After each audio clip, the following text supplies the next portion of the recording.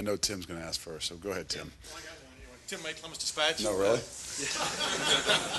Hey, Luke, as you get ready to play a team y'all never played before, what are the rudiments of getting, obviously you've got tape from last year.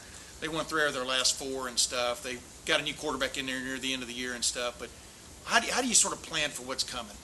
You don't always know. I mean, the first game of the year, that's the kind of the beauty of it. Coach Vrabe's in there talking about it all the time. It's like, hey, we don't have a preseason game. I'm used to having, some preseason games and things. So you don't really know. So you got to really focus on what you do. I mean, you got a concept and an idea of what they've done last year, obviously what they were successful with in their 3 of the last 4 games. But you got to be prepared for anything. And, the most important thing is we want our guys to go out there, feel confident in what they're doing. It's about what we do. And, you got to be able to react and respond to the different things they'll give you. When you look in your room, you're going to have 8 new starters compared to the end of the last year and stuff. What will be sort of your message to them? What do you want to see out of them, I guess, more than anything else on Saturday? Hopefully we put them in the toughest situations they can possibly have been in.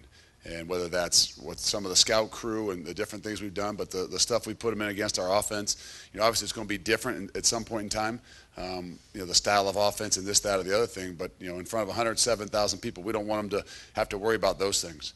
We want them to say, hey, we know we've grinded through a lot of different things. We played against some great competition day in and day out, and the offensive line that we've played against, the quarterback that we played against, the tailbacks we played against. We want those guys to feel confident in what they're doing. They go out, let their actions speak, and play the game of football. Front row, Austin. Luke, how much of a setback for Curtis was the injury or concussion earlier in camp? How much time did he miss? Is he ready to be the starting middle linebacker like Urban called him at the end of spring practice? We'll see. I mean, it's hard. And a guy that you would say a guy that's a junior in college maybe wouldn't miss a bunch because he's been here for 2 years and had a lot of experience. But the reality is he hasn't had a whole lot of experience. He hadn't had a whole lot of game. He started maybe 3 or 4 games last year at the beginning of the year. And, so that was a little bit of a setback. But the great thing about it is Curtis Grant has come a long way. And I don't just mean what he's done on the field, but his maturity and the things that how he prepares and things like that. So I don't think it's going to hinder him. For a day or two out there, it was hard on him. But the reality is if that was a freshman that missed 10 or so days or 10 practices or something like that, you'd be much more worried. I'm not as worried about Curtis Grant because his passion and energy is what's going to show. Front row, middle, Doug. You guys had some issues early last season with keeping leverage and tackling and that kind of thing. Just from what you can tell in practice, how do you feel about those sort of basic aspects of defense? We felt better about how we finished the season with that stuff. And, the toughest thing about the first game of the year, we just kind of stressed it, we're going to stress it today, is we have not done a ton of live tackling. Not that we haven't gone in scrimmages and different things like that, but maybe our ones haven't been against the offensive ones a whole lot. We haven't tackled a quarterback, that's for sure. So a lot of those things in that first game, you're not used to. You're used to tagging off a lot. You're used to pulling off the quarterback. There's a lot of things that you got to emphasize throughout this week that they haven't done. And that's the thing that probably gives you a little bit of that gut ache to say, okay, how will they really react and respond in an open field and trying to tackle a quarterback and so used to running by a quarterback and don't get within 3 yards of Braxton or, those things that you're going to do no matter who your quarterback is during camp. Those are the things the first games, those are those woes things that, oh, goodness sakes, leverage shouldn't be an issue.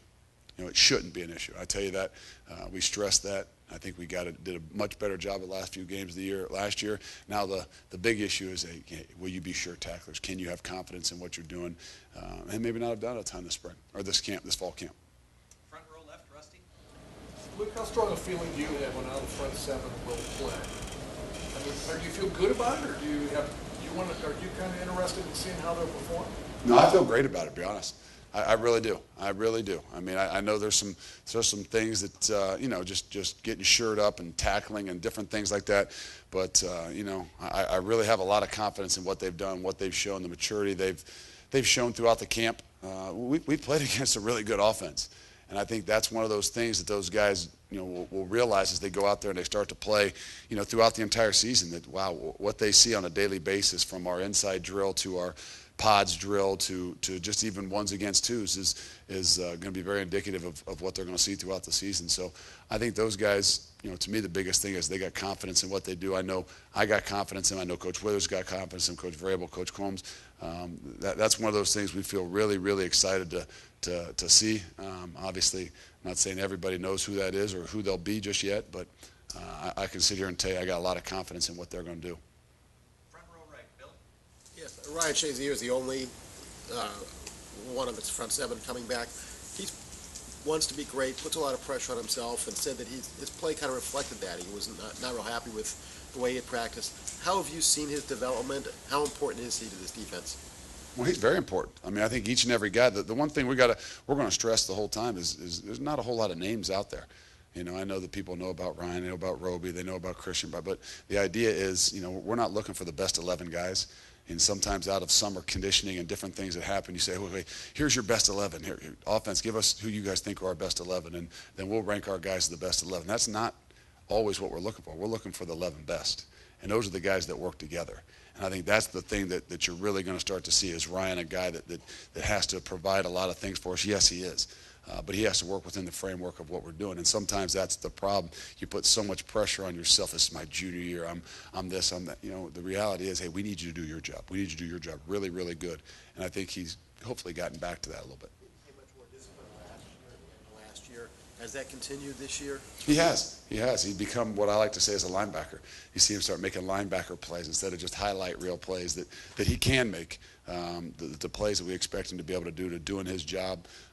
And then when the lights come on and the plays are there to be had, that's one guy that has shown that he can do it. And but sometimes as you go into that junior year, you put a lot of pressure upon yourself, and we already throw a lot of pressure on these guys, and then you put it on yourself, and whether it's coming from wherever, home, friends, all those different things. The reality is we need you to play within the framework of the defense, be really, really, really good at what it is that you do, and everything else will handle itself. Noah Spence, Adolphus, Washington. I think outside of the coach's offices here, a lot of people have high expectations for the type of season that they can have. What are your expectations for those two guys? I mean, are they going to be guys that are going to be highly talked about across the country? I think they will. I mean, that time will tell. Like I said, we're asking them to be the very best at what it is that they do. And, we try to have those little ideas. Hey, we're going to give you objectives. And we don't want you worried about all your personal goals and different things like that. That if you have objectives of the defense, you have individual objectives. At the end of the year, you can evaluate the goals. So we got to keep those guys that are highly, that we believe can do a lot of things, and people outside believe can do a lot of things, highly motivated to be a part of a 1/11th of their unit. And, again, we do expect that they can do a lot of things. The great thing that those guys will provide for us is versatility. They aren't just, Adolphus Washington is only a defensive end, and Noah Spence is only a viper. No, those guys can move a little bit. All of a sudden, you see one down inside, or you see one on the other side. They provide us the ability to not just play one position. I think that's the thing that makes it exciting about what that front seven, what those guys can do. Back row left, Dave. Dave Metzel. Leadership. John Simon's not here anymore, Zach Warren's not here anymore, and you got a young defense over there, a lot of talent. But who has emerged, and who will we see kind of take over some of those leadership roles? Leadership is one of those buzzwords that everybody wants to talk about, and who are the leaders, and who is this, and who is that, and the reality is, like we said, we're going to be a group, and we're going to be 11 guys, and at one point in time it might be one guy, another point in time it might be another. Obviously, your Christian Bryant's, your C.J. Barnett's, those guys, your Michael Bennett's, those guys have been in the program for 3 and 4 years, are going to be those guys that we lean upon. And, we put them in those situations in those tough times. But the reality is we need every one of these guys. And we need these guys to start with leading themselves. And that's sometimes those pressure things that start to happen. I know that, Ryan Shazier is a great example. As a guy who wants to be this, he wants to do that. And sometimes you just got to pull him back and say, hey, let's lead yourself, and others will follow. And I think that's what we're really trying to see here in the next 3, 4, 5 weeks, whatever coach is going to do. But the reality is we start to build through the season. Not always the guy that's voted captain is the greatest leader. And I think Coach Vrabel said it this morning in the staff meeting. He says, I wasn't voted captain in my senior year, but I felt like I was one of the best leaders. And I was one of those guys there and know that that's exactly the case. And that's what you start to see throughout the year. You know, when you lead yourself, then all of a sudden people start following, and that's what we're going to try to find out. Is, you know, we've got some guys that maybe haven't been in there as much, and we'll get a good feeling for, as those guys, when the tough times hit, who are those guys that still lead themselves, who have that same fire and that passion and energy that's contagious to help other people. So, Have you seen any of that John Simon kind of trade out of any of their guys? I think there's a bunch of guys that got it. The problem with great leadership is consistency, and that's to me the trigger of a great leader. It's not always a great motivator.